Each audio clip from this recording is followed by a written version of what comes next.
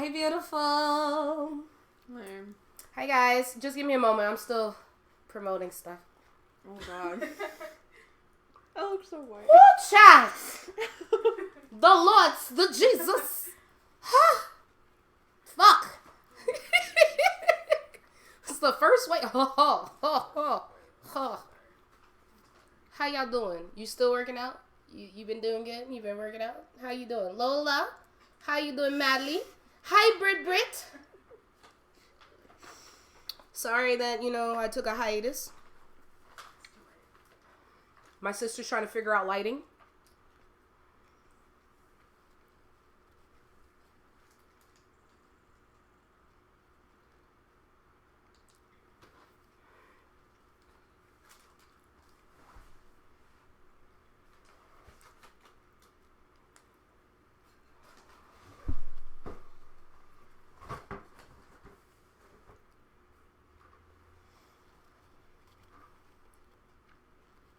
All right, guys. I think I'm good on my promo stuff. Y'all gotta bear with me. I'm bruised still. I'm a little hurt, but I promised myself I was gonna do this.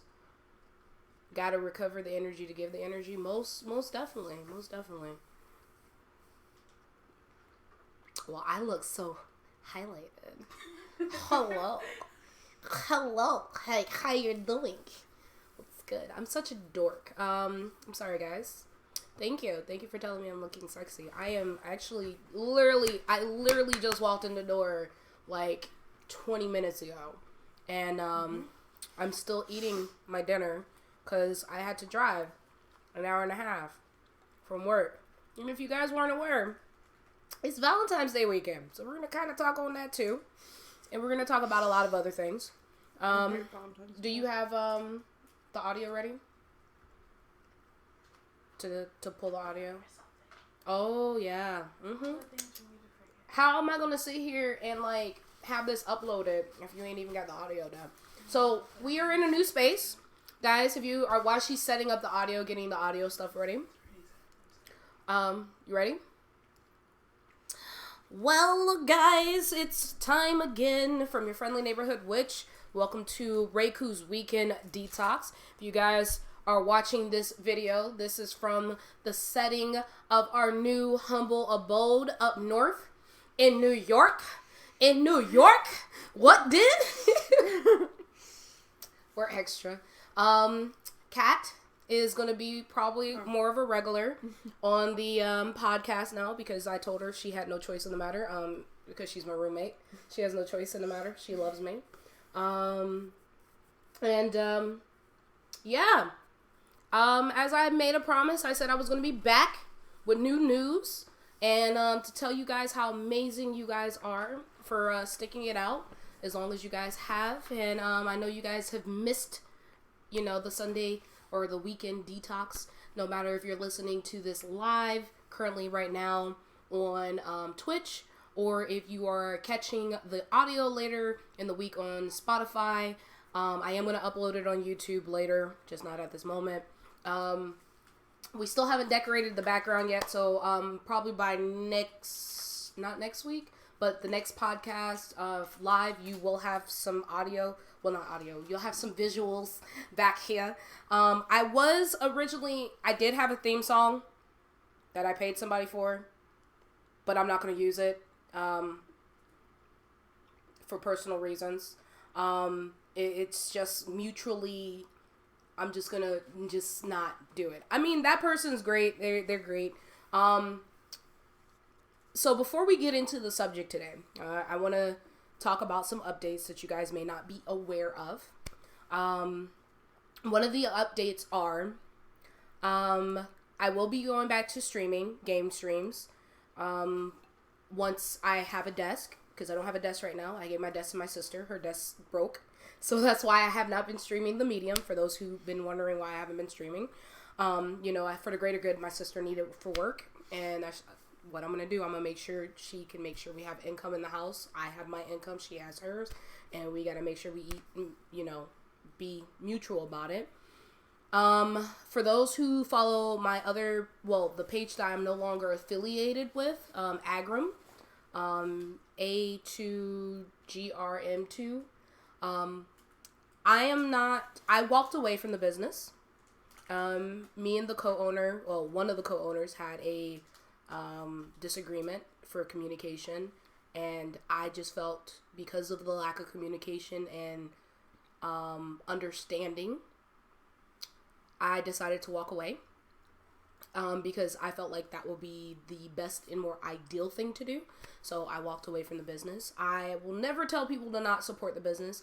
I was going to support the business, but according to the owner, I made a policy based off of an interaction that happened to her to block people that do us wrong as a no bad blood closed door policy. Which makes no sense when I basically told the person I would be willing to still support them and the business because I helped bring it to where it is.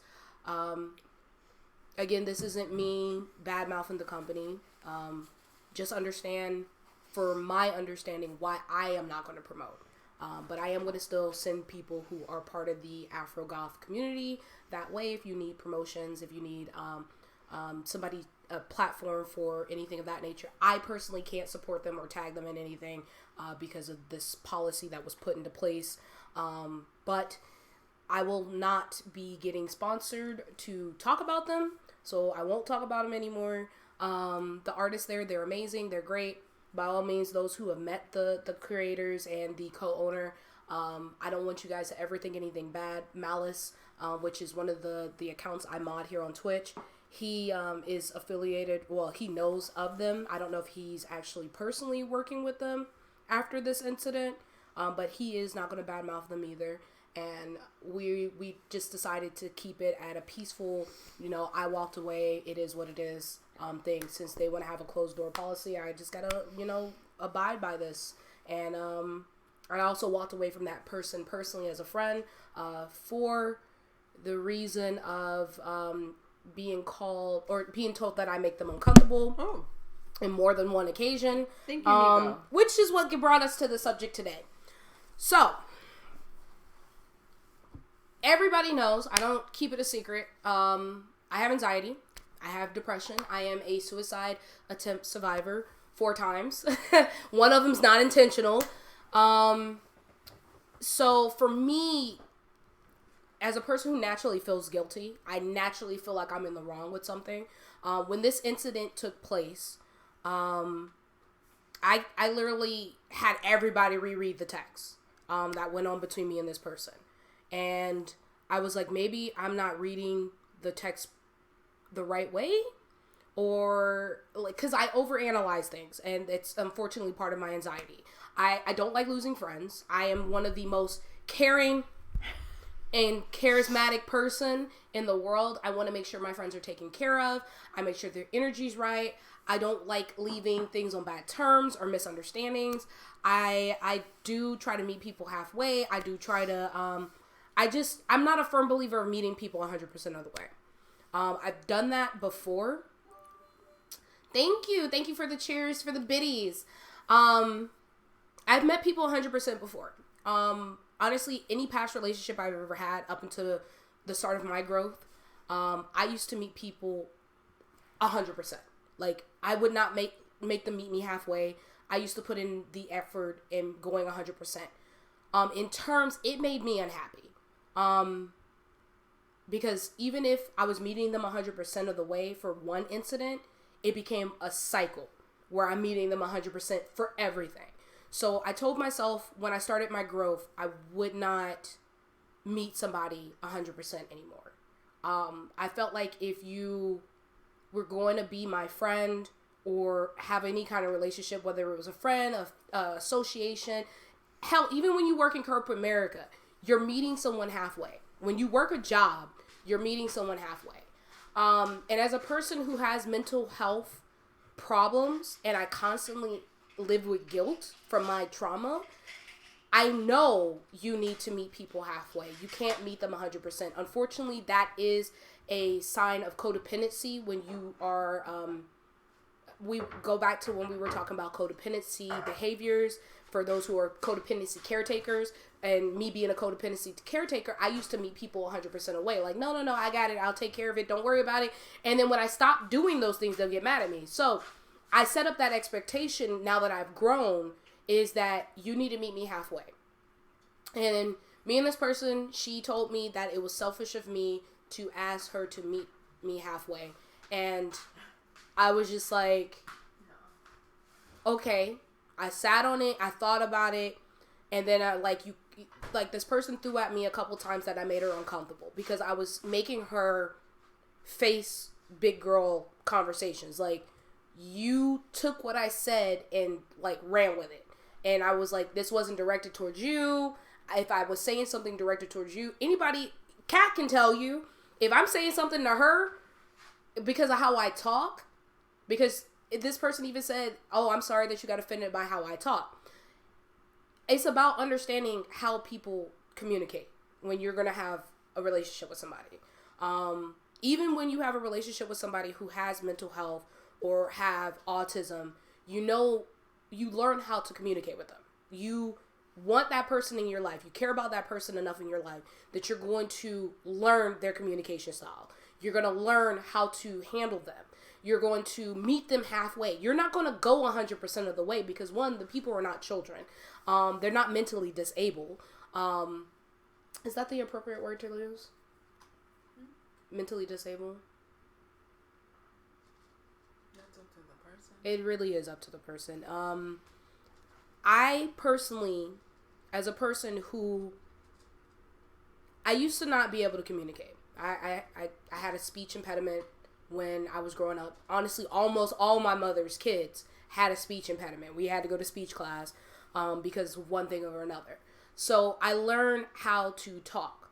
And as a person who has done debate and learned public speaking, I have learned to not lie. And I am one of those people, I overshare a lot because of my past trauma. So I know how I am. But the biggest thing was, like, that rubbed me the wrong way. And the 2 altercations me and this person had, she told me I made her feel uncomfortable.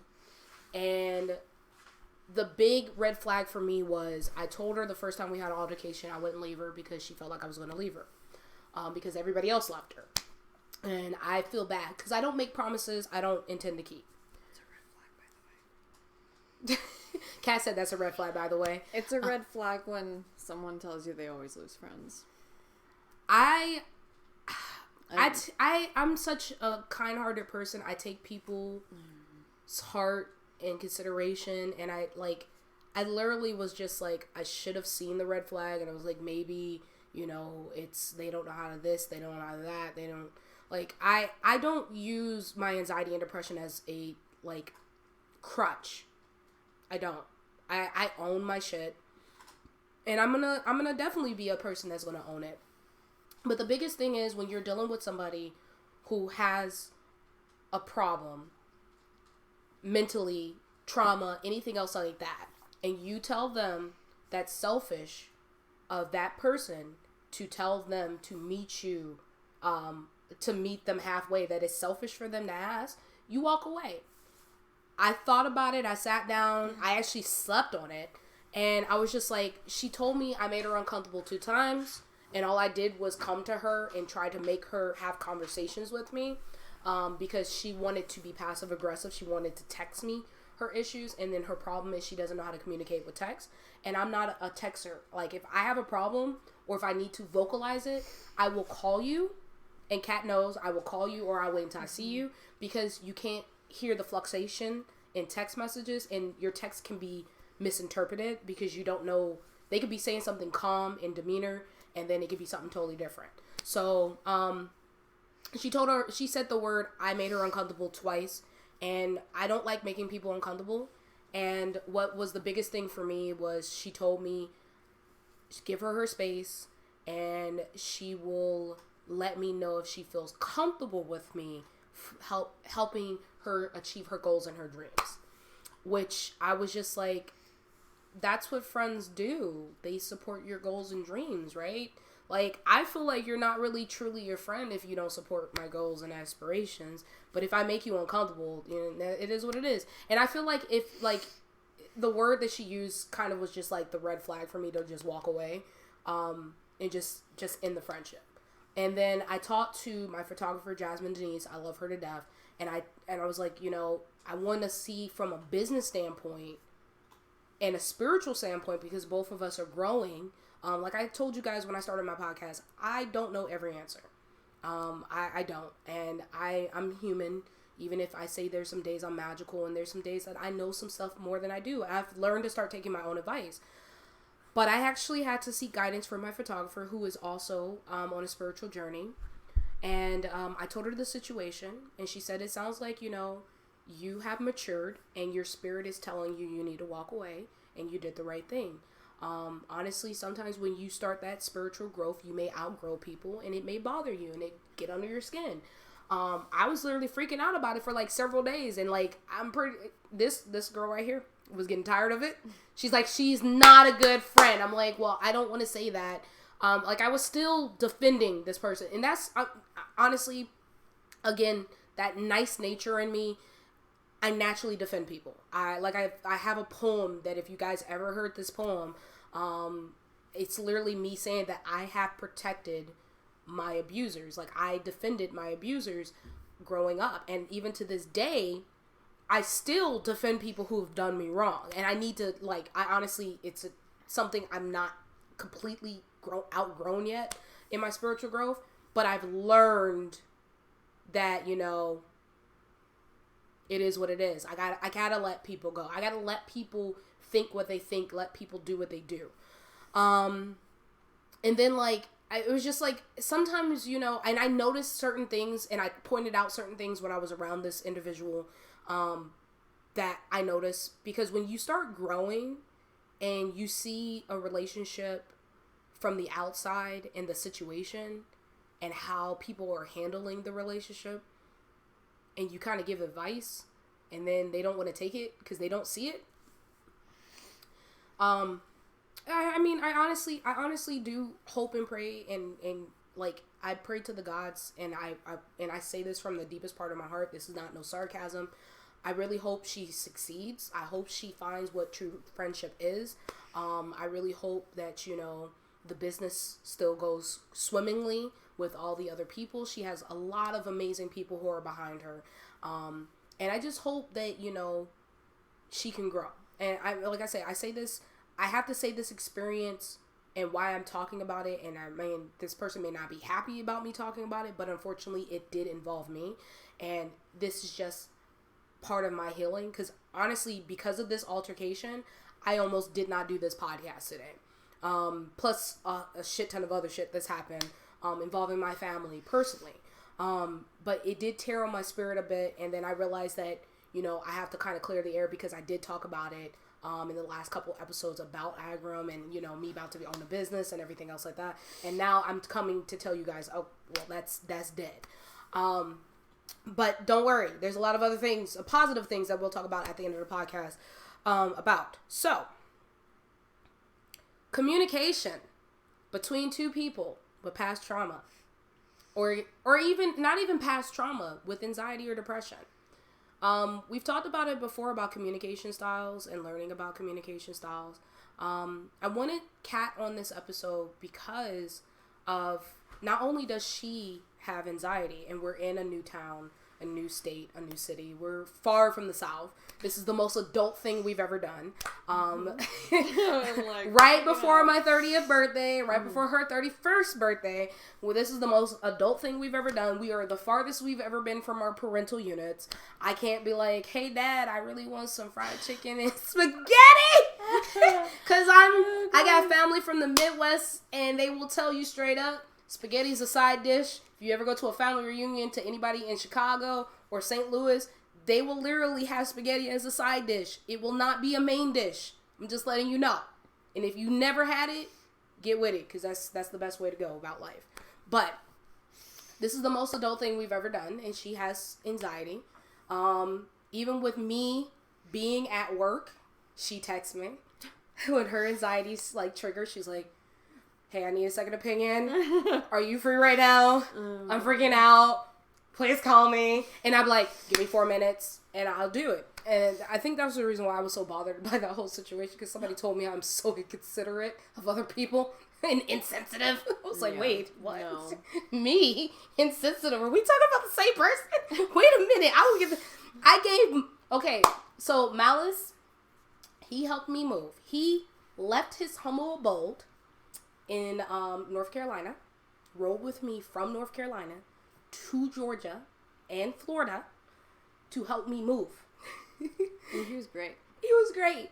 He only had like one suit on the way there, and something happened with the moving truck, and I was sitting here freaking out. Like, I kicked him out the moving truck and screamed, locked him out, and I screamed. Like, I full blown screamed to the guys. I was like, I'm done. And he was standing out in the rain, and I felt so bad. He didn't have no extra socks.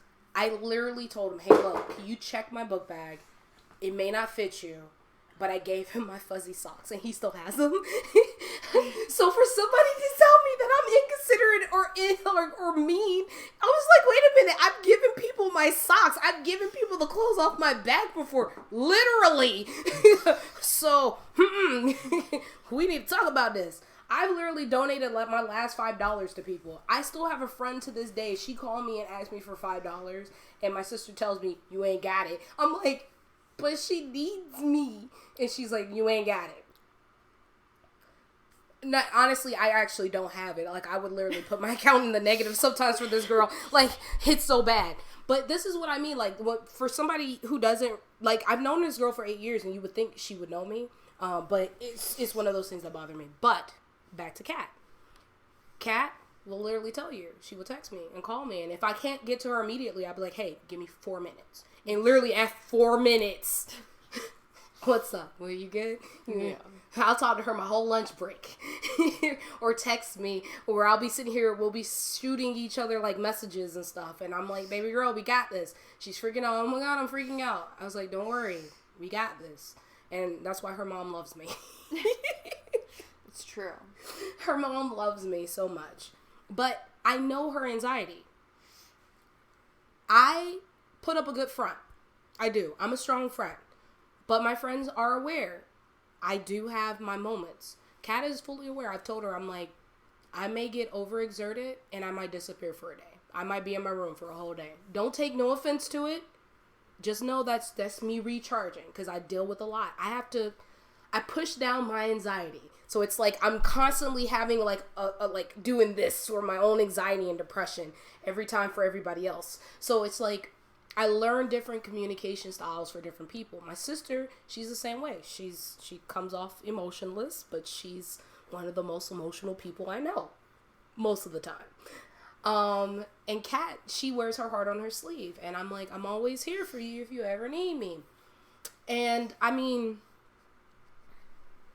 it's about learning a person's communication. I am constantly saying I'm sorry for things I don't need to say I'm sorry for. Kat does the same thing. And it's because we feel like we're a bother. And I'm constantly feeling guilt, even if I'm not at fault of something. Like, I literally get told by my sister all the time, you're not in the wrong. But you're not in the wrong. Like, you said, you actually stood up your ground, and you're not in the wrong. And I'm like, but what if and she's like, no, listen to me. Let me tell you one more time, you're not in the wrong. Because I would literally second guess myself 1,000 times because I'm not used to standing up to myself.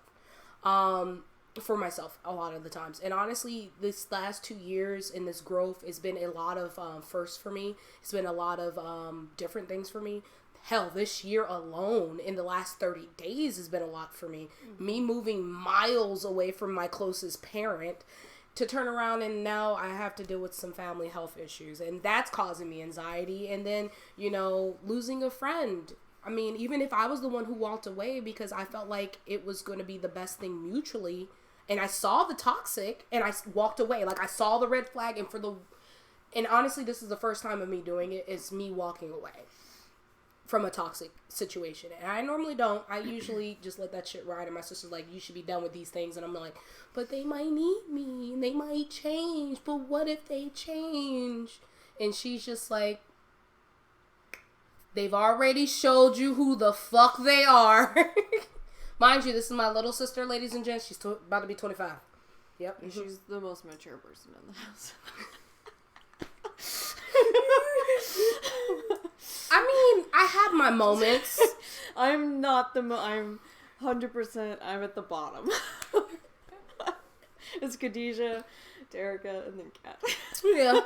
Yep, exactly. That's exactly what it is. There's some moments, but me and Khadijah, we kind of like do this.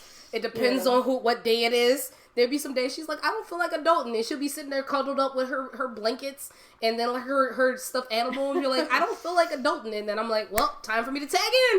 All right, let's go. But it's about communication styles. But one thing about emotional growth that I've learned is that you do have to learn to meet people halfway.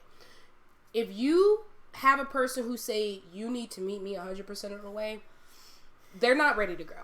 They're stuck in their ways. They want to be selfish in the situation, and it is what it is. Even if a person is saying something out of emotional anger or out of a situation, or use, let's say, it's stigmatism or, autism, or use any kind of excuse. Well, I can't say it is an excuse because some people, if you're on the spectrum, I know plenty of kids who are on the spectrum who communicate very, very well. And my nephew is autistic, and he's really good at communication. Does he ever ask you to meet him 100% of the way? No. Okay. I feel like... He's also 9, but... But I mean, even then, for a 9-year-old, they're very intelligent. Yeah, he's super smart. He's way smarter than I was. They are super, super intelligent. And honestly, I did some digging. I've done a lot of digging. I've realized that a lot of people who are on the spectrum and a lot of people who are manipulators, they learn to manipulate very well. Yes, they do. And they know how to be strategic about it because of the autism. The autism does make them a little bit smarter, so they know how to manipulate to get the things that they want.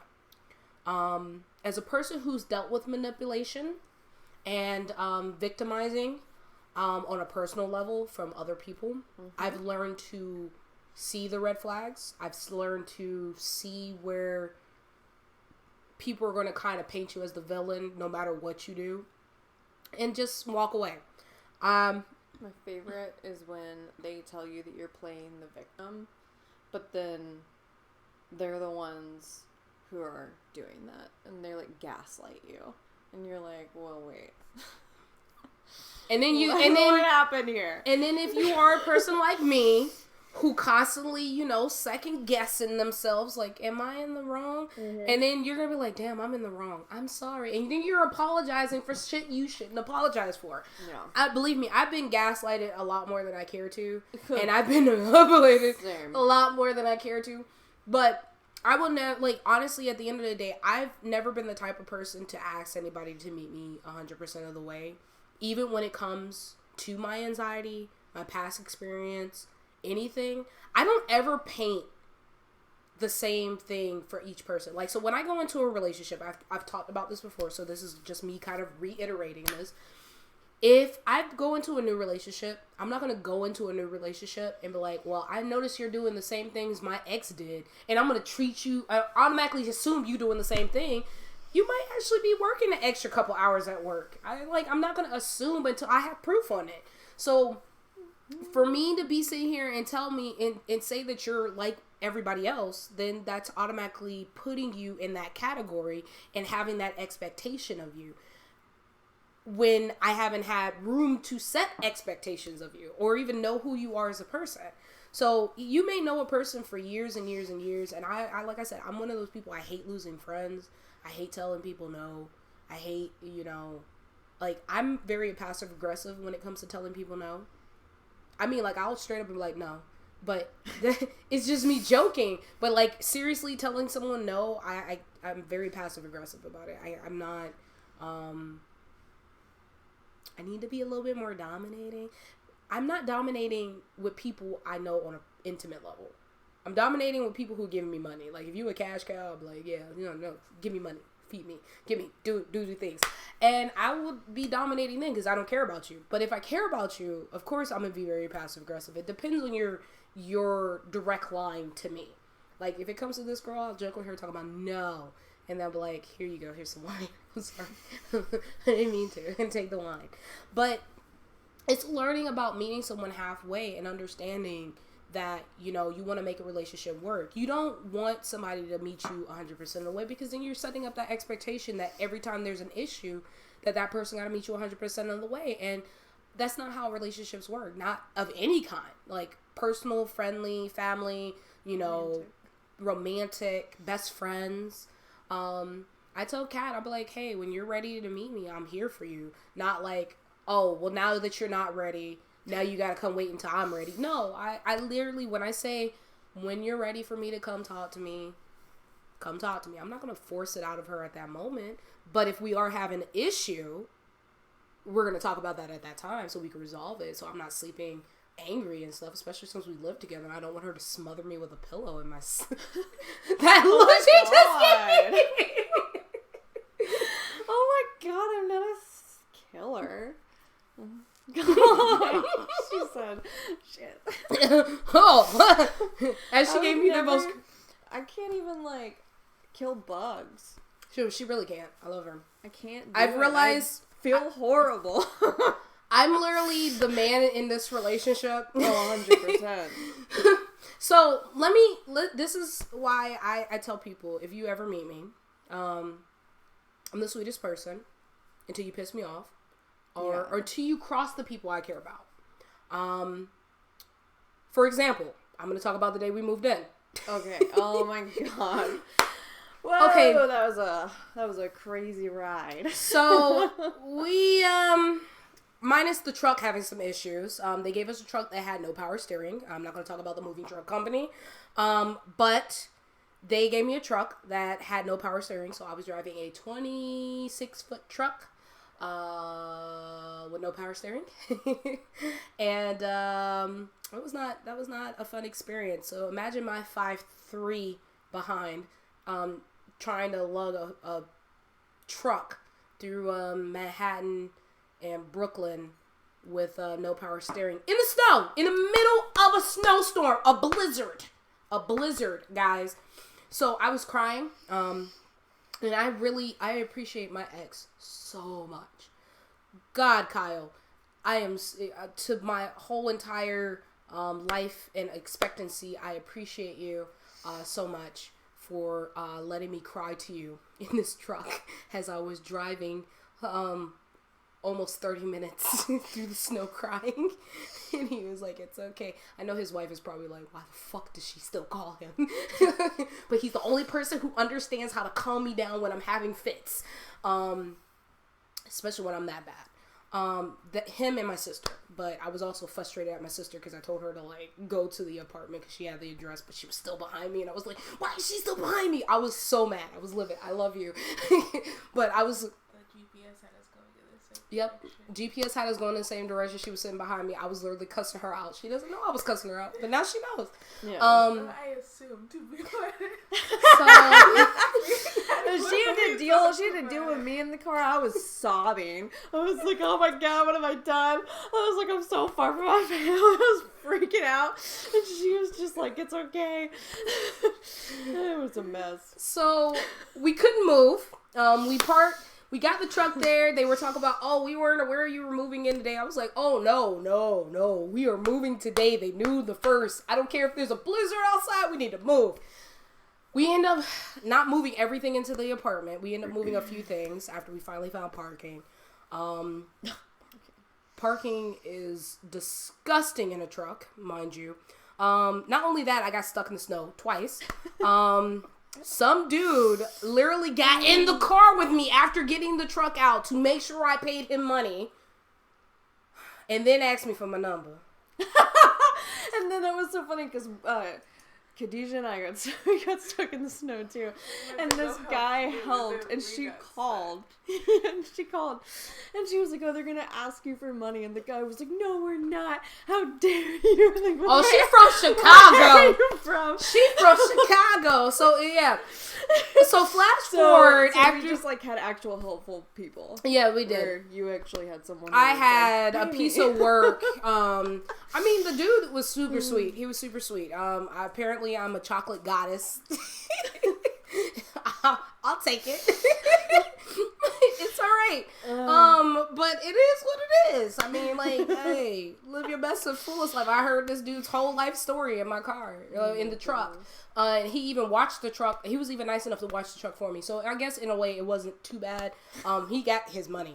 But he was still texting me like days after. He finally stopped like a couple days ago when he realized I wasn't biting. Like where I'm at, where he is, totally two different levels. This dude's like 40 years old. He's like almost my dad's age. He got 10 years and then he'll be there. But here's the deal. When we flash forward to when we were actually moving in, the person who was also the business partner, she was supposed to come help with her significant other. They end up not coming.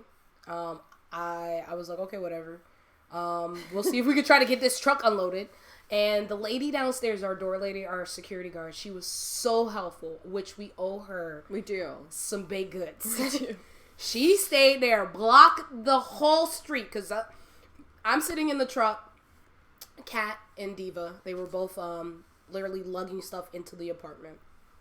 And I'm sitting here in the middle of the street, on our street, and trucks trying to go down, talk about, you an asshole, you a bitch, dumbass, cunt, da-da-da-da. And they yelling at me. I was like, then help me out then. What's up? Chirac kicked in. I was like, so help me out then. Since you talking all that mess, you obviously need me to move.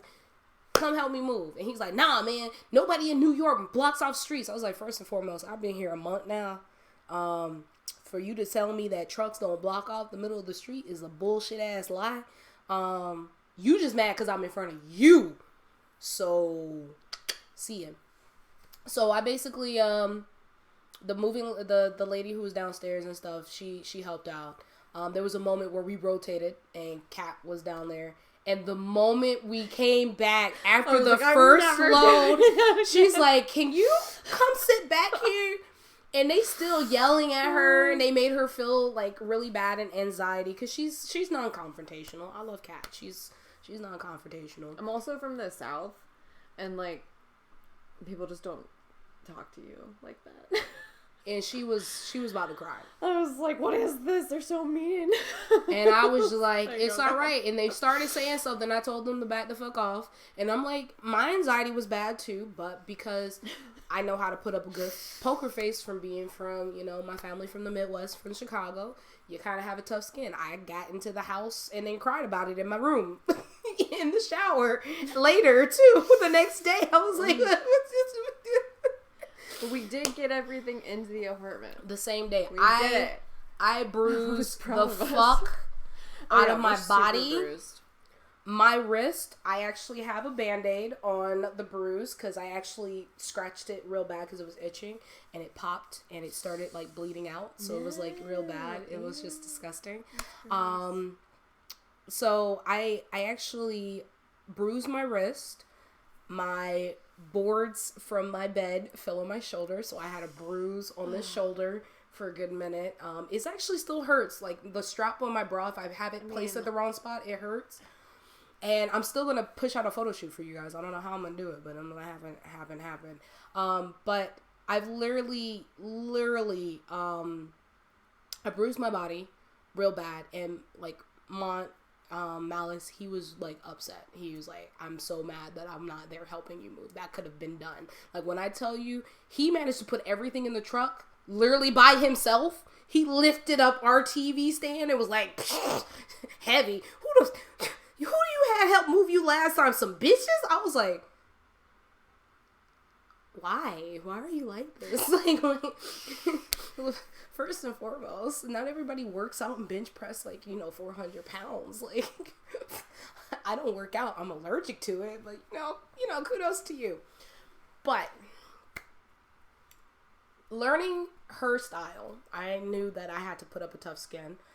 Just because I have a tough skin does not mean I'm not sensitive. I don't have anxiety. Doesn't mean I don't have depression.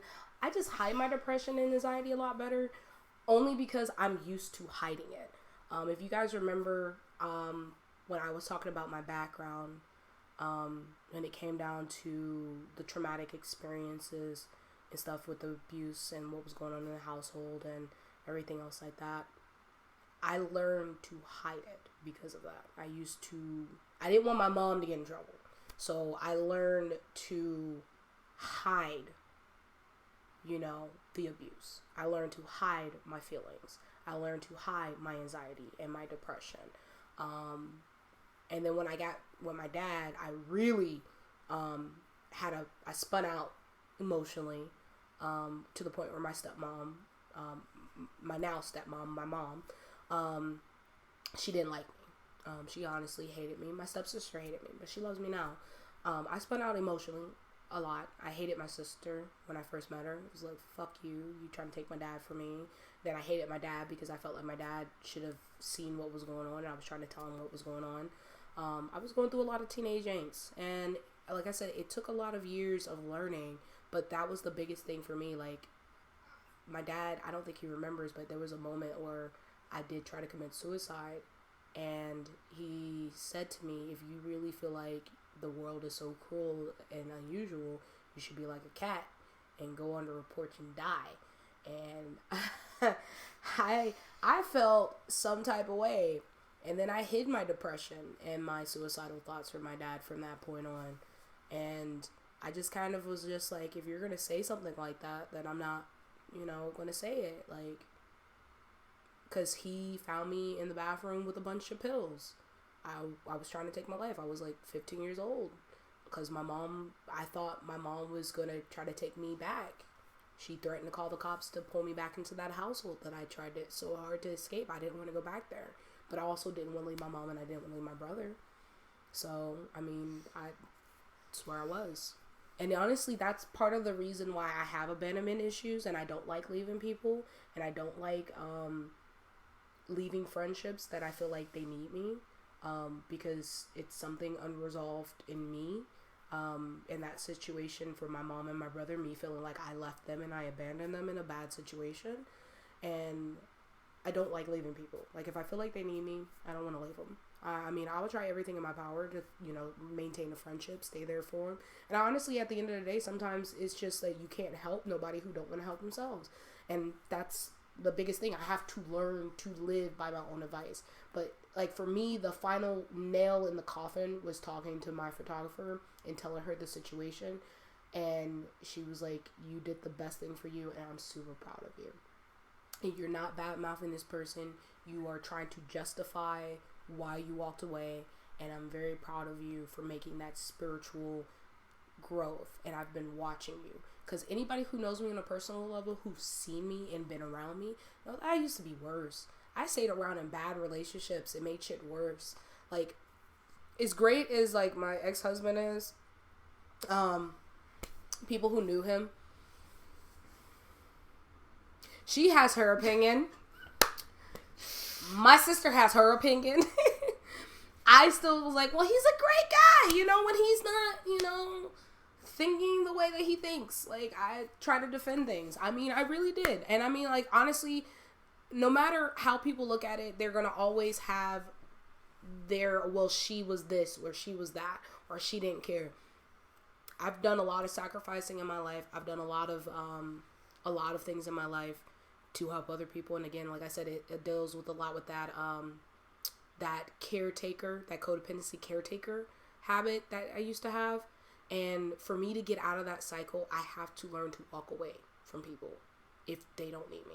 If they want to make me back into that position or put me back in that position, I have to walk away, because I'm trying my best to get away from that whole codependency caretaker position, because I don't want to be in that position. It's not something that makes me happy. I used to literally tell myself making other people happy makes me happy, and it honestly doesn't.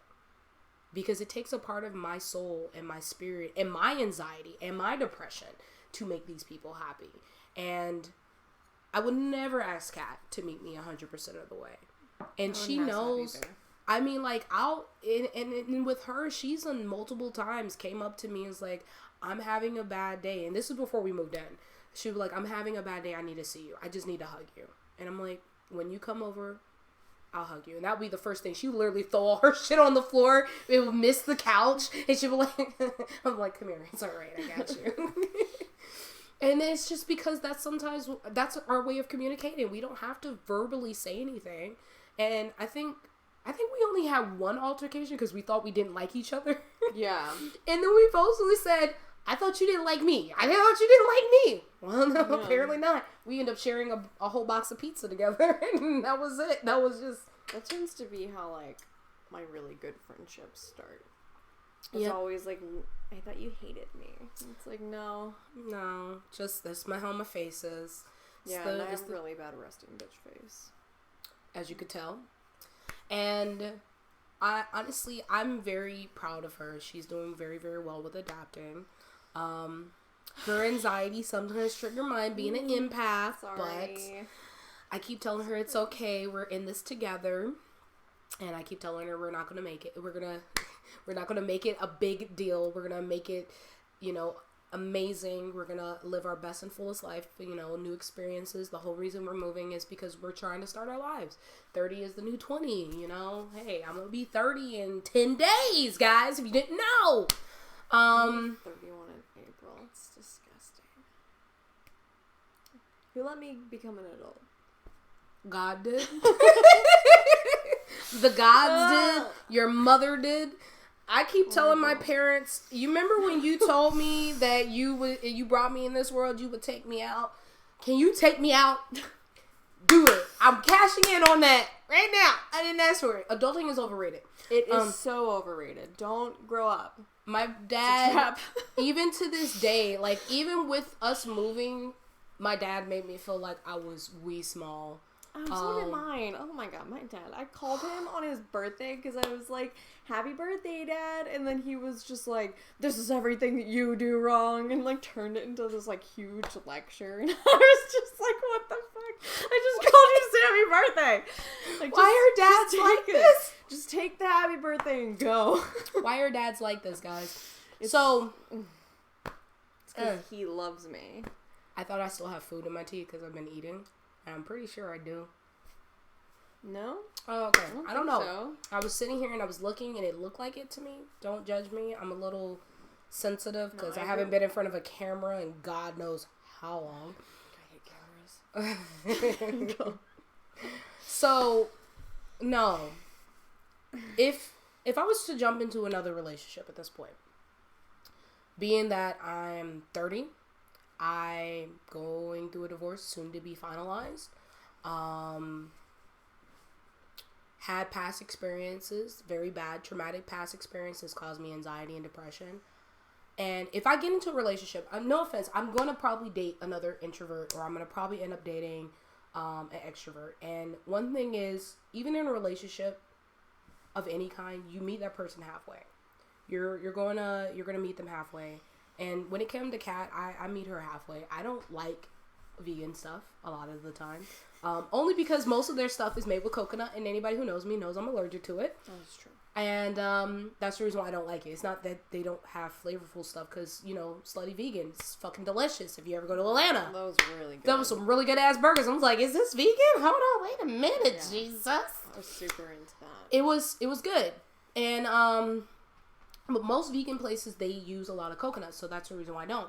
But because she is my friend, and she used to come over every Friday, when she would come over, we would find a vegan meal to have for her. And even now, with her being here, we find meals that we can make, and that is something that's friendly for her.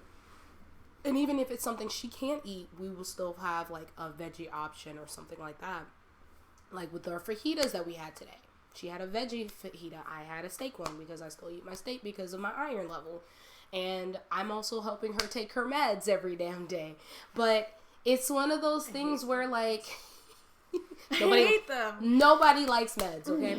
But it's about meeting people halfway, because she is my friend and I like having dates with her, and she decided to go on the vegan train in the midst of our friendship, because when we first started, we would go eat tacos together, like actual tacos, vegan tacos. Yeah. And burgers. She tried it, gluten-free for a good minute on me, and I was like... yeah, I didn't like the gluten-free. She had me at a burger place eating gluten-free buns that tasted like they were chalk. They were really bad. That was when we were still in Jacksonville. We went to M Shack, which I was never really a big fan of anyway. It's not that great. And the gluten-free bun was just... tastes like chalk. It was so gross. But she's my friend. I care about her. I love her. Anybody who knows me knows I do not use that L word lightly. I only say it if I mean it. And I told her straight up, I was like, I love you enough that I will try things. And I'm very picky when it comes to eating. And I'm one of those people, I'm like, if I don't like it, I'll tell you I don't like it.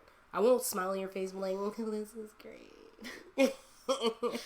No, it's not me. I'm not going to do that. I'm not going to sugarcoat nothing. I always tell people when they tell me, like, how are you doing? I'm like, do you want the ugly truth or a pretty lie? And then they be like, the ugly truth 100% of the time. I'm like, all right, I got you. Most of the time, though, I don't give you information unless you ask for the information. But I still meet people halfway. Like, I meet her halfway with her food choices. And because I like hanging out with my friend. I love being around my friend. Even if she apologizes to me all the time, talking about, I'm sorry for being a nuisance. I'm like, you're not a nuisance. If you were a nuisance, I would tell you. Believe me, I am very vocal. Again, I have word vomit. Sometimes I can't stop myself from talking. Sometimes. That's one of the good things about being in, like, a big city.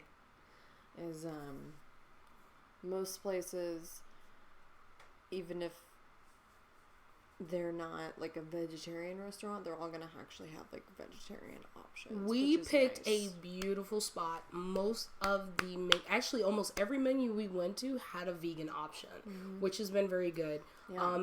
And that's why I love that we picked where we are. And I made sure where we moved to, like, I looked at different factors. I wasn't just looking at me. I was looking at what would be in our affordability for all three of us. What would be comfortable for all three of us if we had to walk by ourselves anywhere close to public transportation. Like, I factored in all those things when it came to it, because I was here before they were. And, like, I literally had to do a lot of, I was not happy being in another state away from my sister. So I kind of was already jump-started on my anxiety being away from everyone before they were. And I'm waiting on my sister to have her breakdown. It might have already happened. Maybe when I was at work one day. No, it hasn't happened yet. No, it's going to happen at some point. It'll happen randomly. It's going to hit her and then she'll be like, boom, I don't know what happened. And then it's just going to, like, then she'll be over it. Kat, on the other hand, she's like, I still feel like Immediately. Like, the minute that we drove into Manhattan, I was like, oh, God. I started sobbing. You can ask Khadijah. She was, like, having to deal with me in the car. I was crying. And it was I think you were horrible. crying in Pennsylvania, too. Probably. She's like, I hate this road. How much longer on this road? I hated Pennsylvania. That road, there was this road that we were on in Pennsylvania, and it was the, like, worst road. It was so icy. It was so windy. Oh my God. I was like, this road, I'm gonna die on this I road. literally told Kat when she first was like, yeah, I got a job that's gonna take me driving. I'm like, Kat, I love you, but driving through New York, you're gonna hate it. I already don't like driving. So yeah. I factored in all those things, and it's just because I know her. I took the time to know her and her anxiety. I took the time to learn about somebody I cared about, and that's just it. And with her, I know I don't have to ask her to meet me halfway. She won't ever ask me to meet her halfway, and we meet each other in the middle, which is what you're supposed to do. Any relationship is supposed to be an equal exchange. It's not supposed to be a whole give, take thing. It's supposed to be both of it's give and take. I give her a little, she gives a little, I take a little, she take a little, and it's just an equal exchange, because that's how relationships are. It's a balancing scale. And even when you get into a relationship and you're dating somebody who has anxiety or who has depression, you're going to find ways, especially if a person who has anxiety and they want to get better at their anxiety, you will learn how to manage somebody through an anxiety attack because you want to learn their language. You want to learn how to help them make the experience not as painful, because having anxiety attacks are painful. If a person said that they're uncomfortable, and unfortunately, comfortability is not something that's going to help you grow. If you stay in your comfort zone, you're not going to grow. I can tell you as a person who models, some of the best poses you guys have ever seen me have, the famous, like, me, like, doing this and my butt is behind me, that was an uncomfortable ass pose. Let me go ahead and tell y'all, but y'all love that pose so much. And it's like, the more comfortable it is, the better it looks, especially in photographs. So I also take that into standpoint when it comes to life, because unfortunately, if you stay in your comfort zone, you're not going to grow. If you stay comfortable and you don't want to get out of your comfort zone and you want people to meet you at your level, that is, no offense, there's no other way to paint it but being selfish. I hate to use that word, but that's the only word to use. If you tell a person, well, I don't want to come to you, you need to come to me, that's being selfish. You got to at least meet that person halfway when it comes to communication styles, when it comes to growing in your anxiety, when it comes to a lot of stuff. Everything is an equal exchange.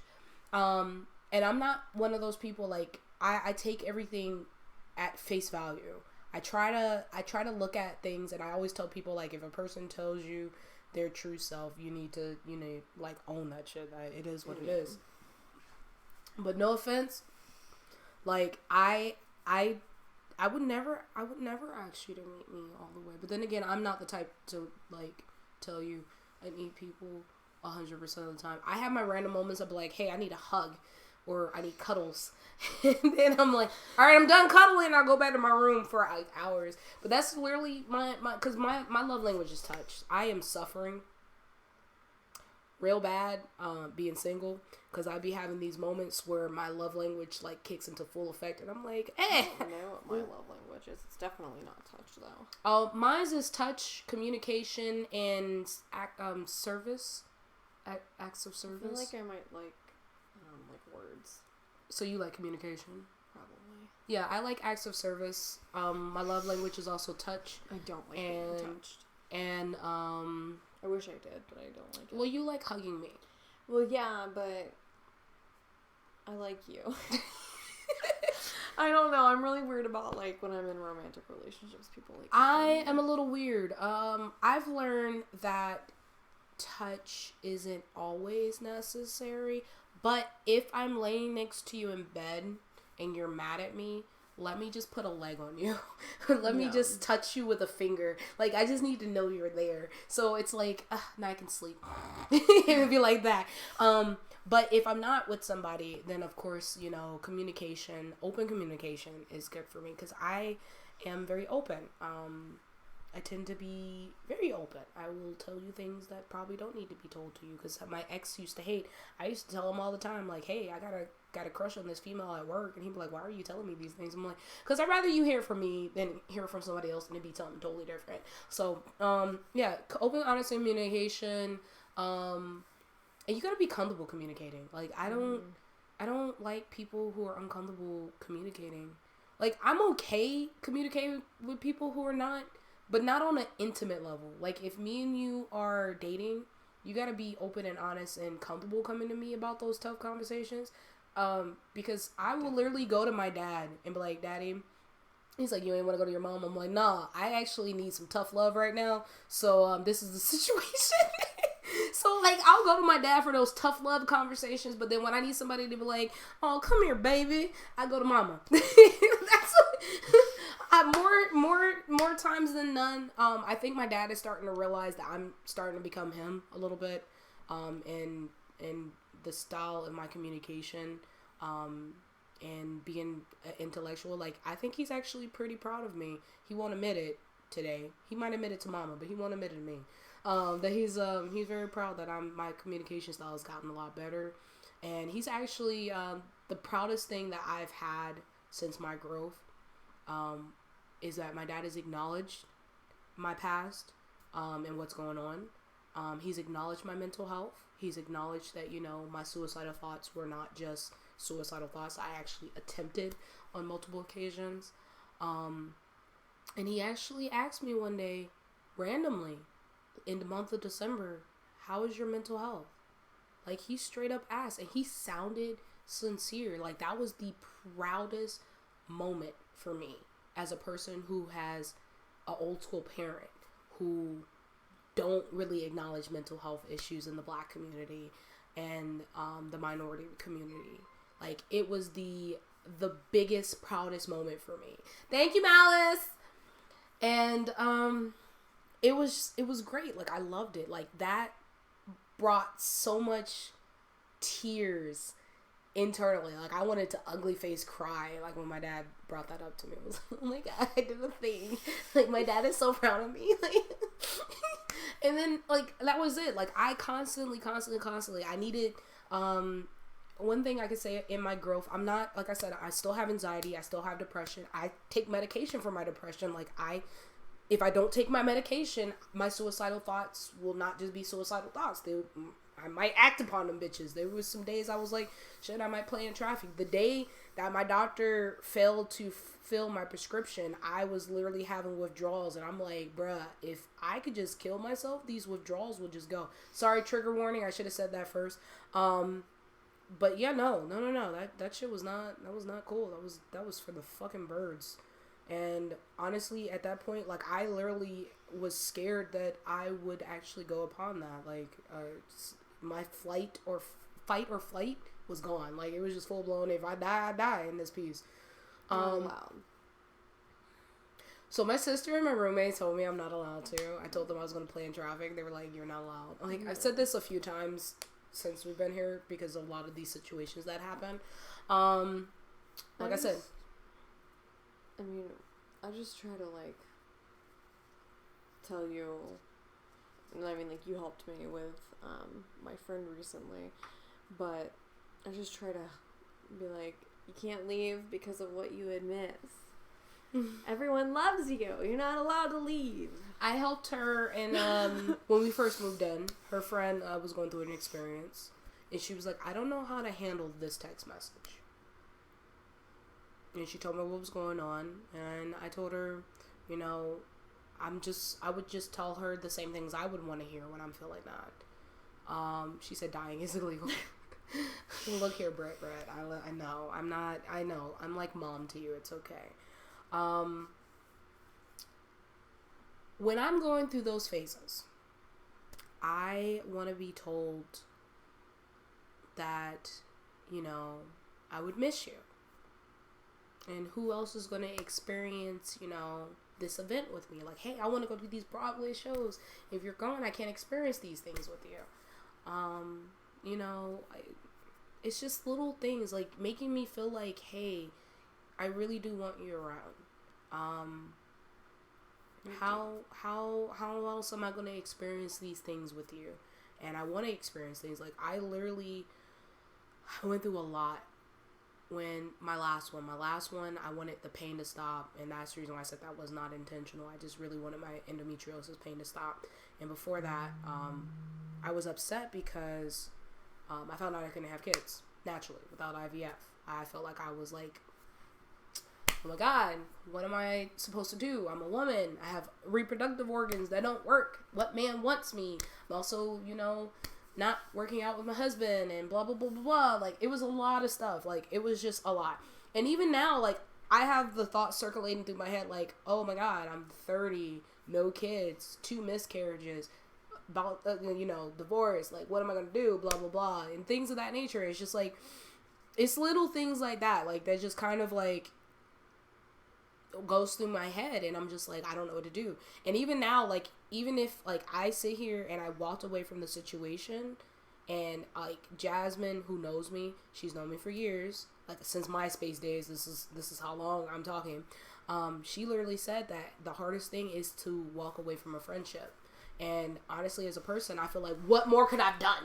Like, what? I failed. And I don't like failing. And unfortunately, sometimes failure is necessary in life. And, my anxiety from that is like, oh my God, like I'm just losing everybody all over again. Like I don't know what to do. I'm gonna lose Kat next. So I'm like, no.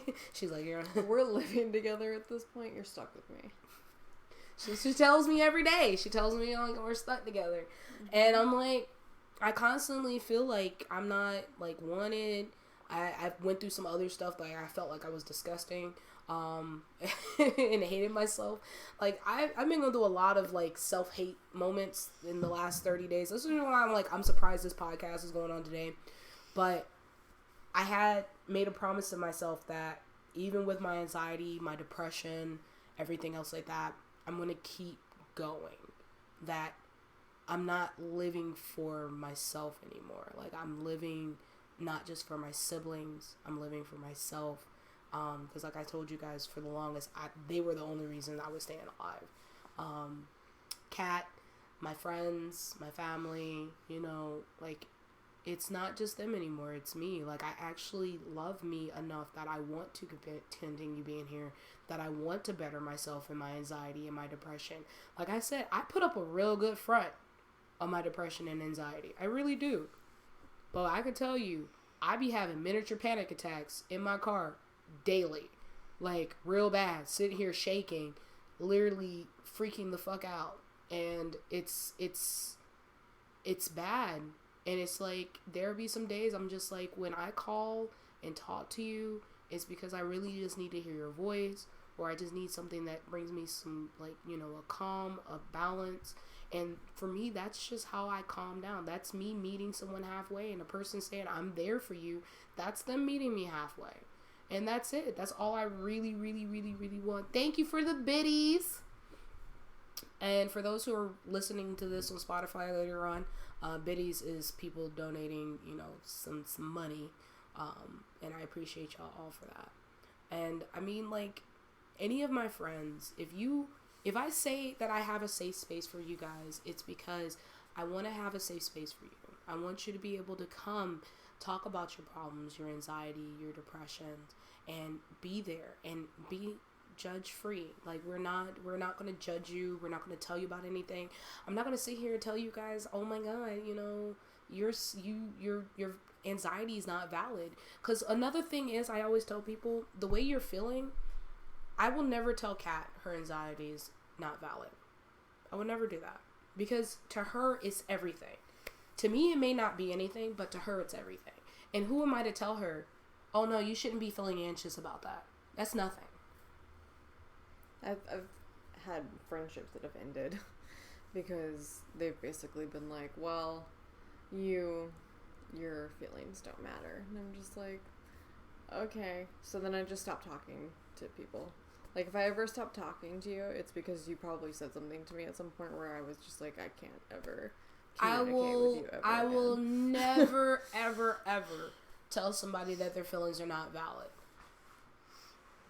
And no, I will not, Malice, we will not. So I will just let you know, we will not kill you. So that's just not how we're going to live our lives. But one thing that I always tell people is this: I will never tell you your feelings are valid. If a person tells you straight up that the way they're feeling up front is the way they're feeling, then of course you just back away from it. So in that, back to the situation with the person telling me I made them feel uncomfortable, that is a valid feeling for them. So why am I going to continue being around if I'm making you uncomfortable? That would be selfish of me to stay there if I make you uncomfortable. So I decided to walk away. I would never make anybody uncomfortable. That is not in my job description. I even sat here and came home the next, like, literally for the next 4 days and kept asking people, do I make you uncomfortable? Do I make you uncomfortable? Yeah, she did do that. When you're like, no, stop asking. Because you don't. She's the best. They made me, like, I really just was, like, questioning, like, did I make people uncomfortable? Like, I was really questioning. I even asked Mont. I was like, Mont, do I make you uncomfortable? Like, do I need to ask this? And you've only been around me, like, a couple times. Like, what's going on? And it's just it. Like, people who's known me for years, I've never been the type of person to make anybody uncomfortable. Like, I purposely don't try to be a creeper. I don't do that. Like, a lot of my friends, we're naturally, that's our personalities. Like, we would be like, but that's different. That's being goofy. But, like, legitimately making somebody uncomfortable enough that they don't want to be around you, I will not be around you, because it would be selfish of me. That would be invading you, and I don't want to invade your personal space if I make you uncomfortable. So instead of making you uncomfortable, the sound and most adult thing to do is to walk away from you, and let you get yourself comfortable and be in your own space. I will never be around people if I don't make them comfortable. I just don't, because as a person who knows what it feels like to be uncomfortable or violated, I'm not going to do that. And her feelings are valid to her. I personally don't see what I did to make her uncomfortable. I even asked them, what did I do to make her uncomfortable? But they were like, well, you made her own her stuff and what she said, and you're making her have adult conversations, which if that makes her uncomfortable, that it is what it is. So I can't, unfortunately, I took it as we're going to constantly butt heads and this will be toxic for both of us, so let's walk away. And that was the most adult thing I could do. I hate that I made a promise to somebody. Everybody who knows me knows I don't make promises I don't intend to keep. Like, I don't sit here and like, I promise you this and then don't keep it. So if I tell you, hey, I promise XYZ, best believe it's going to happen unless there's a valid reason why I got to break it. So, I mean, I hate myself for breaking the promise, but then at the same time, in the long run, it's the best, sound logical thing spiritually for myself. For a person who always constantly say, protect your energy, protect your peace. In order for me to protect my peace and realize that this is going to be a problem down the line, I had to walk away. And like I said, her feelings were valid to her. And because her feelings were valid to her, I have to honor her feelings and walk away completely, because I don't ever want somebody to feel like later down the line I'm going to make them uncomfortable because their idea of what a friend is different. And the whole idea of if their friends are going to support them, cause them, or worrying about whether or not their friends support them will cause them anxiety. I want my friends to support me. I do. I feel like if you're really a true friend of me, you're going to support me. Like Brittany, Brit, I know she support me to the moon. Like, every time she can end up getting on here, she be like, hey, I love your face. And I'm like, yay. And then I know she has her own stuff going on, so she'll disappear. Same with Malice. Same with, everybody else. And she's like, yeah. I can see her now. She's with a big smile right now, probably with her 2 cats running amok in her room. But it's just like, see, you guys, it's like, you guys are here. You guys support me. And I don't expect you to. I just know, as a person who cares about you guys, that you guys would do the same thing as a friend to support me. Like, I'll sit here and share my stuff all day, every day, no problem. I support Kat all the time. Hell, even if it ain't me in her photos.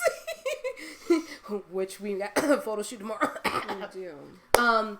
I expect her to, I'm going to always support her. That's the whole reason. Like, she was like, I'm going to move to New York and I'm going to get a photography job. I'm like, Kat, I know you're going to do this and I'm going to make sure you do this, but we also need to understand we got to get our footings first.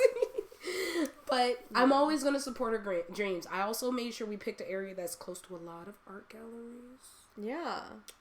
So I thought of her when we picked the place that we're at. I really like it. Because, like I said, I really, really, really... We do have a great view. We have a great view. If you are I following can see my house from my house. I can see the Chrysler building from here. I love that building. If you guys ever follow Kat on IG, oh God. I promise Please you, don't. It's either something dealing with, photography, something dealing with ballerinas, something dealing with cat food, or her obsession if you're her close friends. And she has quite a few obsessions. Her obsession. Oh gosh. And I said, I always forget you're on my close friends list. You see that? I'm so sorry. I love you. And you know what? It's okay. It's alright. Because that's what friends do. I accept her quirks and I accept her craziness because you know what? She thinks her craziness is bad and it's honestly not.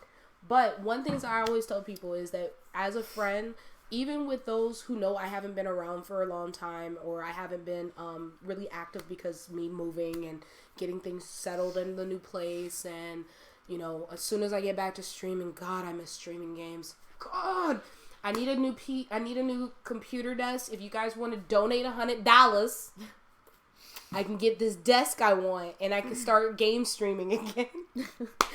I've been wanting to play the Medium so bad, but I have not even plugged up my PC. I'm so mad. My PC is in a box in a corner in front of my door, and I'm so sad. I haven't got to do anything, but I can't stream until, you know, I got a desk. Mm-hmm. So if you guys would like to donate, my Cash App or PayPal. My birthday's coming up. She also has a Venmo.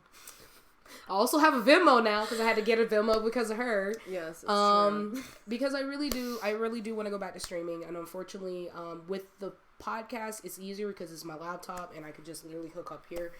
But in order to do the whole setup with my game consoles and all that other stuff and my PC, I need a desk, and I don't have a desk anymore because I gave my desk to my sister so she could be able to work because she works from home. So, going forward. Updates. Well, before I go into updates. So, long story short with this podcast, any relationship, anybody, no matter what stage you are in, meet somebody halfway. And if you are not ready to meet people halfway, you're not really ready to grow. You're not ready to be in a relationship. You're not ready to really establish yourself. Because if you do jump into a relationship right now and you're not willing to meet somebody halfway, it's a form of codependency in a way, and they become a codependency caretaker. In a way, you're inadvertently making them a codependency caretaker, because at this point, every time you have a bad moment, you're expecting them to come 100% of the way, and then the moment they don't come 100% of the way, or they finally get fed up of meeting you 100% of the way, they're going to be like, no, and you're going to be like, but why? And then there's going to be a tantrum, and then the shit gets thrown up in your face.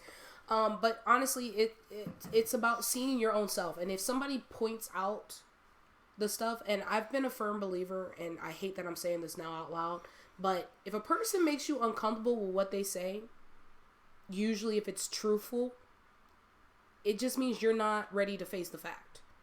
And that's the reason why I questioned, like, everything I said. I was like, did I say something wrong?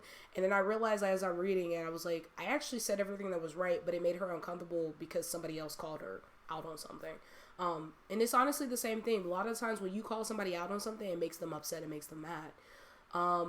It's because they're not ready to face that fact, that reality.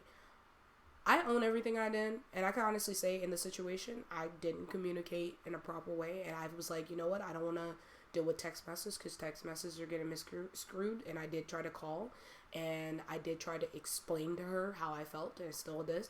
I owned all that stuff, and I even said, like, you know, I always gave suggestions when it came to this. I've been very clear that this was not my one priority, and I will walk away from a business to preserve a friendship. Like, I was very straightforward and honest about that, and I was trying to save the friendship. But ultimately, that didn't help either, because the person obviously didn't want to save the friendship. I mean, if they wanted to save the friendship, they would have, you know, met them halfway. Or they would have been like, well, I hate I'm quoting this. I'm in a very sensitive point in my time, and you're not meeting me here. And you asking me to meet you halfway is selfish. And I'm like, is it though? I'm not asking you to meet me all the way on here. I'm asking you to meet me at the halfway point. That's like what normal relationships expect. In any relationship. Friendship. In any capacity. Romantically, friendship. Family, mothers, like I would daughters. never like be dating someone and just expect them to like do everything for me. Like, no, that's ridiculous. It's codependency. What? It's just it is what it is. But I saw the dynamic between her and her partner, and I was like, I can see where this is going already. And no offense, it is what it is. I can't. I kind of pointed it out to them when I was there, and I don't know if they listen. Honestly, at the end of the day, if it works for them, it works for them. But I could see all the red flags already. And no offense to her, she picks people who are very, they're takers. And that's the reason why I was very defensive about some of the people she dated. is because she tends to date takers, and she needs somebody who is willing to give to her because she's used to dating takers, and I am a giver, so she was looking towards me to be her giver in that relationship, and I'm not giving that much anymore. I'm sorry if you're expecting that from me. I will give and take now. That's just how I am. You're gonna meet me halfway. I have horrible taste in romantic partners. Oh yeah, no, fuck all your exes. I'm sorry, I love you. Yeah. But I'm not good at dating. it's okay, I love her. I literally made a joke with her and Brit that there was this meme that came up, and there was this girl in like a sweater jacket talking about, I see you didn't eat your fries. It was like, how do you know I'm on a date right now? Where are you? And they took a picture of them in the background. She's in like a hoodie, wearing some shade glasses, watching her. I'm like, that's me. Hi, how you doing? I noticed you didn't eat your fries. You're not enjoying yourself. You need an emergency 911 call. I'm that friend you call when you need an emergency 911 call. You call, if you sit here and send me a message saying 911 or SOS, and I'm like, is it a scale of 1 to 10? Are we needing me to cry and shit? What do you need? And my friends know what that means. If I sit here and text them SOS, they already like, all right, do you need me to call you? How bad of this call do you need? What's up? Yeah. What do you need? Oh, God. That's me. I'm that friend. I'm the friend you call for that. Because I'm like, you need me to cry? Are we talking about broken leg and you need to meet me at the hospital? Like, what do we need? I'm that friend. But updates. Yes. So, like I said earlier at the beginning of this podcast, guys, Kat is going to probably be making more guest appearances. Unfortunately, she is voluntold at this point. I love her. I gotta get her out. I gotta get her out of her comfort zone a little bit. I love cameras. She likes being behind cameras. Thank you. She don't like being in front of them. She likes No, being behind. But I she takes some don't. beautiful photos. Thanks. If you ever follow her photography, if you're in New York, Yeah. book her. Let me take your photo. Book her. She actually took my Christmas shoot Yeah. on my exclusive website that I can't mention on Twitch. It has O as in Oscar, F as in Foxtrot. You can look for me. If you're following me on IG, the link is in the bio. If you're following me on Twitter, the link is in the bio. Just saying. But new news. So 2021, despite all the me not having a business anymore, it doesn't matter, because guess what? I am a business. I am my own business. I am still in school. I am going to become a therapist. You guys are going to see me giving you guys sound therapy, and talking to you guys and be in a safe zone and continue being in a safe zone. If you guys are not aware, my Discord is still very much open. So you guys can go ahead and follow the link that just actually popped up not too long ago. It's a Discord link that was already in the chat as above. Britpop's lovely LMFLO. I've been drinking wine. Don't pay me no attention. It's almost my birthday. And if you click on the link, it has a follow to my Amazon. I'm going to only keep that temporarily up there for my birthday. Hey. And my Twitter social, Brit actually just put up my socials up there. She put the Twitter, the IG, and the Facebook. If you guys are not aware, in the link in the bio of my Twitter and my IG, there is a lovely adult content, secret stuff. If you click on that, it actually brings you to JDP Empire, which now it is like Suicide Girls, but it's with JDP, which is Jasmine Denise Photography. She actually has started her own thing with all her girls. So there will be content there. And then there will be content in that lovely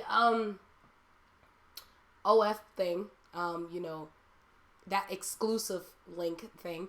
But you guys can go ahead, but there will always be two different contents. So one content on one spot, one content on the other.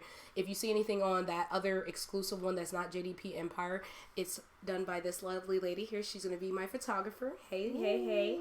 And then if you go to the other one that is for the JDP Empire, that would be all done by Jasmine Denise. I'm always going to sponsor her because guess what? This girl, I've known her since MySpace days. She has been my executive photographer for the longest of long time. And you guys will be able to see it at that point. Of course, now we are back to the regular scheduled program. Unfortunately, we're probably going to be switching the time to start these into 7, unless my schedule changes again next month. But right now, I get off of work at 6. It takes me about an hour to get home. So we'll be looking at 7:30 for the time being. When it comes to the podcast day, every second and fourth Friday on Twitch. But it will be available for audio purposes on Sunday, the second and fourth Sunday of every single month, unless it's a weird month like February, which February I think still only gets 4 this month. I will see. But other than that, ladies and gents, we got new content. I'll be back to game streaming as soon as I have a desk, and I will make that announcement. But as of right now, that is to be determined. Hopefully it's not in the next 30 days. I'm hoping to have a desk probably next week. Maybe. And if I'm correct, the next podcast day would be the following Friday? Not next Friday, but the Friday after my birthday. Mont might be here. Guys. Malice might be here. So he might be on my podcast. We'll see how that goes. I don't know. He might be voluntold as well. I don't know if he's still in the chat room. We'll see how that flows. If he coming that Friday or if he's coming Saturday. We'll find out. Either way, I'll know for sure. Kat, do you have any announcements? No? No. Nothing? No. Not a snippet on your photography that you have new stuff? Do you want to promote yourself? Shameless promo moment? Sure. Okay. Let's see. I have okay, so social media, I have 2 Instagrams. So I have my photography Instagram, which I am getting better about posting stuff, and I'm currently posting a new shoot that I did with my good friend Alexandria back in Jacksonville. It was a shoot that we did with like a full face of makeup. Anne Marie Mitchell was the makeup artist. She did an outstanding job. I'm really proud of those photos, so that I'm currently posting that like series of photos right now. That's on Kathleen Bennett Photo.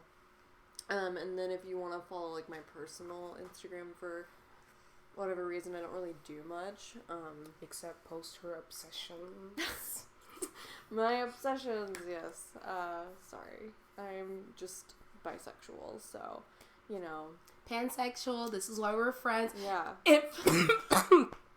For the record, we are not dating. No, we're not. Because apparently the misconception has been thrown out there that we are dating. But our relationship's a little weird because we were like, this is my boo.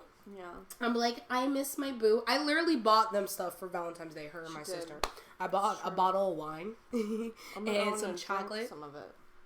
And some chocolate. And I bought them cards for Valentine's Day. Y'all guys know I don't celebrate Valentine's Day. I can literally go into a rant and rave about Valentine's Day. Yeah. I'm not going to. I don't think we have the time. No. I feel like my manager would just tell me you no. know, fuck Valentine's Day. You shouldn't need one day to tell people that you love them. Okay? Anyways. It's also a pagan holiday, so if you want to go into the background of Valentine's Day, a group of guys and a group of girls used to sit in a circle, and they would literally a guy would just like pick up a woman, like, she's mine now, and then go off, and then they would have orgies. Drink wine and have orgies. Yeah. That is everything pagan. If you ever look into the history of any pagan holiday, usually it deals with crop burning or, sacrificing or even, orgies. Yeah. And feast. I love orgies. And, wine. So, I'm doing my heathen duty by drinking wine. Yeah. Hey. So, my personal Instagram is Cat's Curious. I'm not going to give you my Twitter.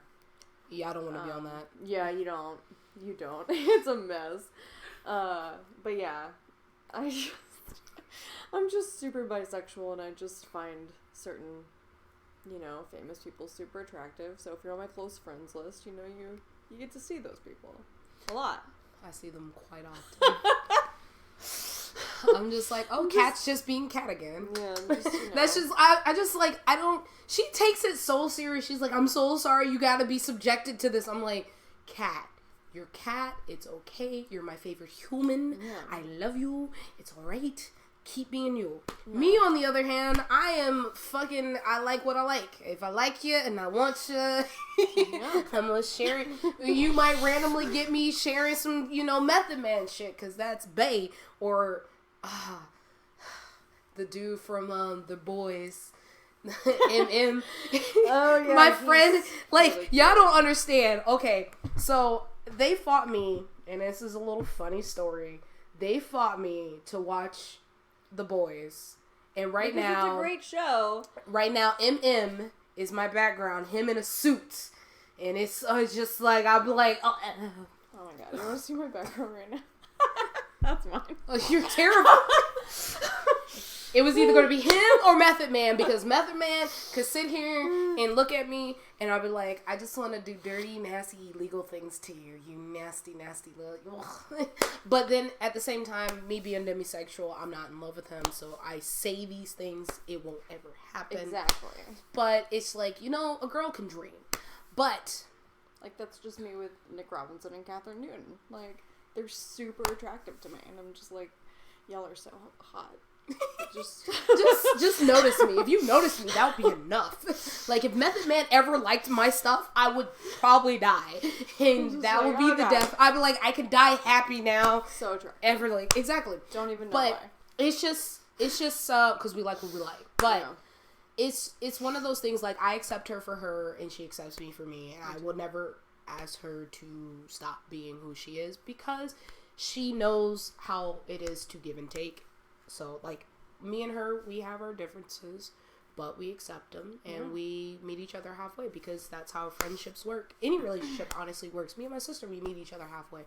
If there would be times, like, me and you would go out, and I would pay for it, and next time you pay for it, and it's literally how our relationship is. I bought you pizza on Wednesday. You bought me a slice. Pizza was amazing. Pizza, and I was so depressed I only had a slice. You only asked for one. I didn't know if you can give me more. I tried to give you my other I was so surprised you only asked for pepperoni. That's why I sent you the whole menu. I was literally at work, and I didn't know y'all were ordering it at that moment, and I was like overwhelmed and panicking, because people on the phone, I hate my voice. Everybody, I hate my voice. Like, I don't like rewatching my podcast or re-listening to my podcast. I don't like watching my videos of me gaming. One, I think I sound like an idiot. Two, even if I may have, like, fact-checked everything, I feel like I listen to myself and I'm like, I hate my voice. Yeah. I hate my voice. But people are like, oh my god, your voice is so sexy. But, like, listening to my voice, like, for work, because I work at a call center for a financial institute, they were like, oh my god, you sound so sweet. It's so nice. So honey. I'm like, oh, why? No. Stop. But yeah, no, hearing my own voice gives me anxiety. Me feeling like an idiot gives me anxiety. Honestly, I feel like when you guys are watching me, I have anxiety. Like, y'all don't understand. Like I said, I mask it real well. But after the video's done, I'm like, oh my god, oh my god, oh my god, oh my god. But other than that, Shit, sorry. No, you're fine. So, like I said, guys, I'm going to try to get back to streaming. I know we got sidetracked. We have a habit of doing this almost every podcast and every video I ever do. I'm sorry. It's, again, word vomit on both of us. We have anxiety, and once we start talking, we start talking. I'm going to try to start get gaming. You see, this is the moment. I'm going to start gaming as soon as I get a desk. So once I get a desk, I'll go ahead and do that. Again, guys, you will get another stream out of me. I made it a habit of streaming on my birthday, but I might not stream on my birthday. I don't know yet. If you guys want me to stream, let me know on my social medias. If you want me to stream on my birthday on the 22nd, let me know. And then I'll force my my manager out of the dark and have her come and, hook up things. Yep. And she's like, wait. She's like, I know what the hell you did not. Just put me on the spot like that. If you guys want me to stream on my birthday, let me know on my social medias. I will probably put up a poll on Twitter. And other than that, check out the links in my social media links. There's going to be some new content dropping on Valentine's Day for those who celebrate Valentine's Day. That is my gift. Day. Oh yeah, no. It's gonna be my anti-Valentine's. It's gonna be my anti-Valentine's Day shoot. So it's gonna be a lot of lingerie, and alcohol, and some flowers. So I'm literally making an anti-Valentine's Day shoot. As you should.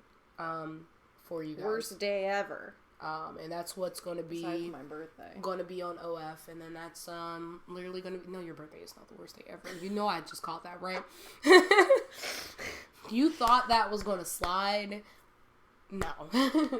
I might even sit here and be in the snow in some lingerie on the balcony to take some bomb ass photos. Oh yeah, we have a nice view. With yeah, so the people outside will get a nice view on our balcony of me taking photos. And also I'm doing the silhouette challenge. I'm doing a not safe for work and a safe for work version. That will be released probably tomorrow. Because I don't think I'm gonna do it. No, I might do it today. We'll see. Let's see how I'm feeling in about 20 minutes. Yeah, I'll see you guys in 2 weeks. Just remember, guys, it is okay to not be okay. Self-love is the best love, and self-care is the best care. And meet people halfway. If you're not comfortable meeting people halfway in a relationship, you might not be ready to grow. You're not ready to be around other people. And unfortunately, in order for you to grow, you have to get uncomfortable. A lot of people come here or come to these safe zones to talk about their uncomfortable situations, to overcome those uncomfortable situations so they can grow from those uncomfortable situations. And again, if somebody makes you not comfortable, or if you want to constantly say they make you not comfortable and you're not willing to meet that person halfway, or if you don't like being uncomfortable, then maybe you're not ready to grow. Mm-hmm. So really take that into consideration. I want people to understand that and even for me as a standpoint, as a personal apology, if I've ever made you uncomfortable at any point in time and you've never vocalized it to me, please let me know. I will eliminate myself from the equation because unfortunately I am not here to make people uncomfortable, but at the same time, if you tell me you want to grow or be held accountable a certain way, I'm going to make you be held accountable that certain way, even if it makes you uncomfortable. But if you throw at me that you're uncomfortable, I will eliminate myself from the equation because I do not want to make you uncomfortable in a way of feeling violated. I'm not that type of person. I will never be that type of person, and I want you guys to understand that my safe space is for those who want to actually grow and to be heard and to be acknowledged and to find a healthy, safe solution to overcome a situation. I love you guys. I appreciate you guys. Thank you guys for still sticking it out. I'm happy to be back, and I will see you guys on Friday. What day is that? Friday the what?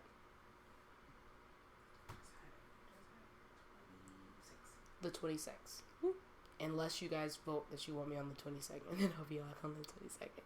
So, any blessings, guys.